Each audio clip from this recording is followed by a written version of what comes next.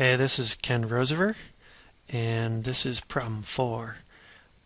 We're going to talk about the vertex, the axis of symmetry, all the critical points that occur when you're graphing a parabola. So, the first one we have on this problem is they've given us this function and they want us to give the coordinates of the vertex.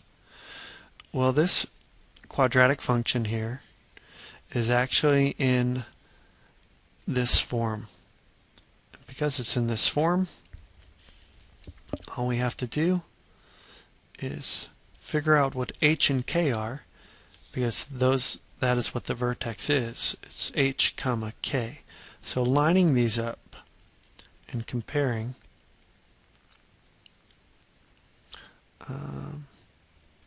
I can see that k is -2, and this says minus h, but this is a plus. So you actually have to think of this as minus -3. Okay, the k is, or h is right there. It's at -3 comma -2. Another way of thinking of this is the h will be at whatever makes this argument 0. So h comma k is -3 comma -2 for this problem. And as such, the axis of symmetry is the line, the vertical line, that goes up through that point and splits the graph in half.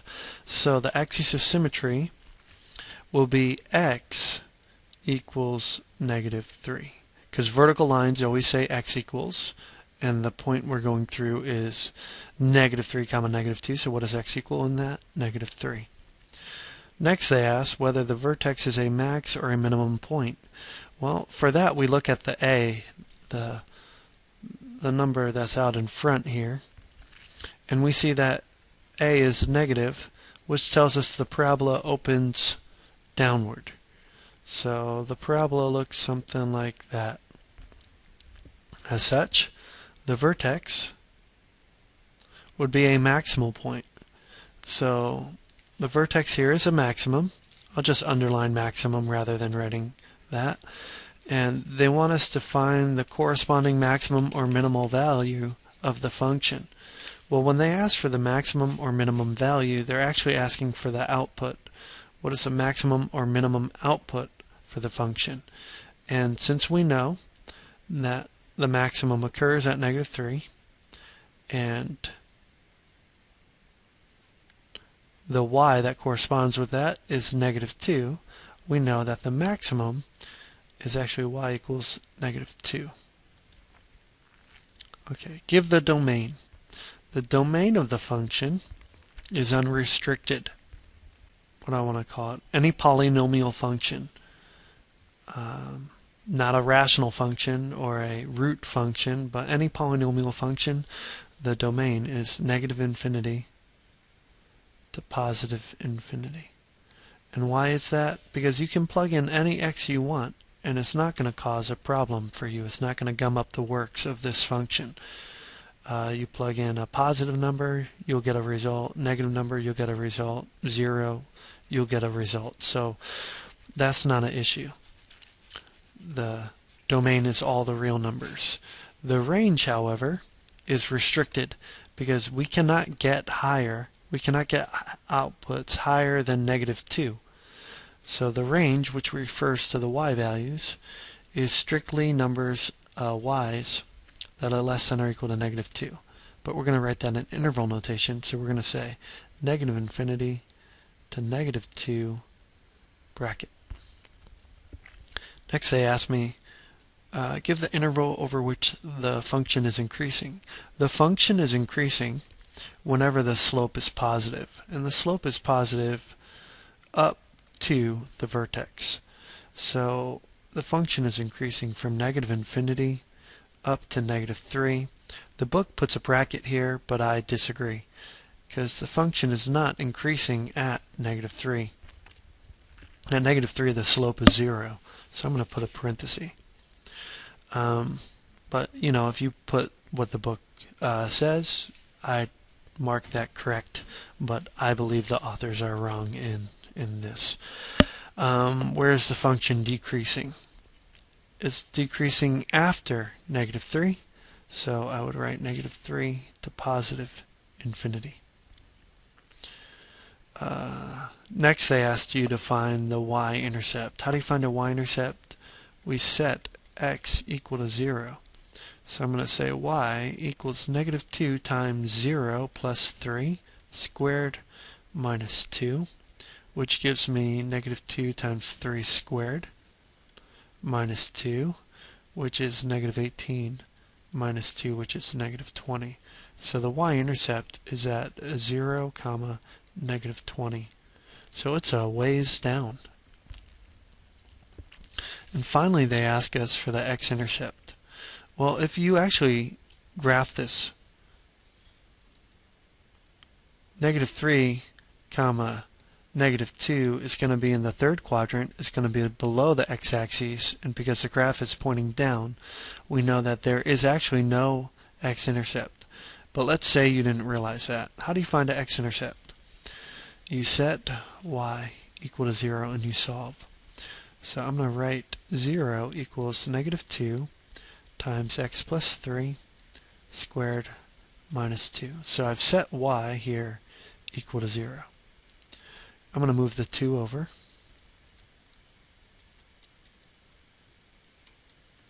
I'm going to divide both sides by negative 2.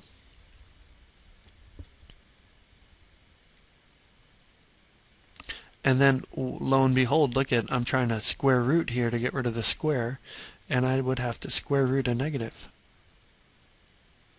When I apply even root, I write a plus or minus, because I'm applying it in the course of solving a problem. I have to write all the solutions, so I'm not just looking for the principal root. And then minusing the 3 to the other side, I get negative 3, plus or minus, what's the square root of negative 1? I. So that's a complex solution. In a complex solution, we can't graph it on a real coordinate plane. So there is no real x-intercepts because there's no real root. Okay. The last part here was sketch the function. Be sure to label the vertex and the intercepts. Well, if I use how it was graphed here and I don't adjust the scale on the y, going over 3 and down 2 will take me to the vertex. And then from there, let me write this pattern. It's y equals negative 2 times x plus 3 squared minus 2. So this value right here tells me it opens downward and that there is a stretching factor of 2. So normally I would go down 1 and over 1, but instead I'm going to go down 2 and over 1 to get this point and this point. And if I go down from here, down or over 2 and down 4, I have to double the 4 to 8. So that takes me all the way down here and here. So here's my graph. I just doubled the normal pattern in a downward direction, and I get that. The direction says sketch the graph. Be sure to label the vertex and the intercepts. Well, I can't label the the intercepts because they don't appear on this graph, but I can certainly write negative 3, negative 2 there. And if I wanted, I could say no x-intercept, y-intercept. I can just write it was at 0, negative 20. On the one I will give you, though, there will be x-intercepts. You will be able to graph them. You will, of course, always be able to use the pattern to help you, because the x-intercepts might come out to irrational numbers. So just remember, if you do get x-intercepts, let's say the x-intercepts of some parabola came out to negative 3 plus or minus the square root of 2. Well, you can start at negative 3 would be where the axis of symmetry is, and then you would go plus or minus square root of 2. Well, you would estimate that. You would say negative 3 plus 1.414 is, if this is negative 3 plus 1.4, you can just call that, and so you would graph that point on the x-axis, and if you have negative 3 minus square root of 2, you can just call that 1.4, and we will call that estimated 4.4, negative 4.4. And you'll graph those 2 points, and that's how you would do it. Because clearly, you're going to have some trouble graphing this exactly because this number is irrational. All right, well, that basically covers problem 4. So, adios.